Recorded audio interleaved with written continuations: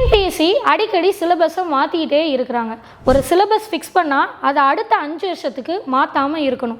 அப்படி மாற்றினாலும் அதுக்குன்னு உண்டான ஒரு ப்ராப்பரான மாடல் கொஷின் பேப்பரை ரிலீஸ் பண்ணணும். நமக்கு இப்போ இருக்கிற சிலபஸை பார்க்கல பழைய சிலபஸே எவ்வளவோ பெட்டர்னு தோணுது. அண்ட் இன்னொரு விஷயம், நம்ம குரூப் 2 எக்ஸாமில் பார்த்துட்டிங்கன்னா தமிழ் இங்கிலீஷ்க்கு நிறைய பார்ஷியாலிட்டி இருக்குது அப்படின்னு சொல்லிட்டு நம்மளுடைய மனநிலைமையில ஒரு பெரிய எண்ணம் இருக்கு. தமிழ் இங்கிலீஷ் ஈக்குவலான ஸ்டாண்டர்ட்ல கேட்கணும். ஒருவேளை கஷ்டமாகவும் ஈஸியாகவும் மாற்றி கேட்டாங்கன்னா அந்த எக்ஸாமில் நார்மலைசேஷன் கொண்டு வரணும். அண்ட் நம்ம குரூப் 1 முதன்மை தேர்வுகளில் நம்ம தமிழில் விடை எழுதணும் அப்படின்னா அதுக்கு உரிய மதிப்பு வழங்கி சரியாக திருத்தி அதுக்கும் கரெக்டான தீர்ப்பு வேணும், அதுக்கும் சரியான மதிப்பெண்கள் வழங்கணும் அப்படின்னு பல்வேறு கோரிக்கைகளை டிஎன்பிஎஸ்சி மாணவர்களினுடைய மனக்குரலாக வச்சு நம்மளுடைய ஆகாஷர் தமிழகம் முழுக்க 1 லட்சம் கையெழுத்து இயக்கத்தை கடந்த 15 நாட்களுக்கும் மேலாக நடத்திட்டு வர்றாங்க.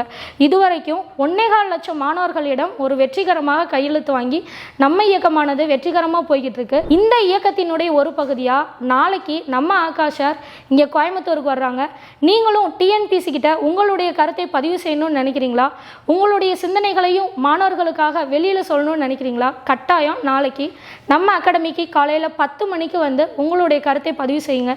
உங்களுடைய கையெழுத்தையும் பதிவு செய்யுங்கள். நன்றி.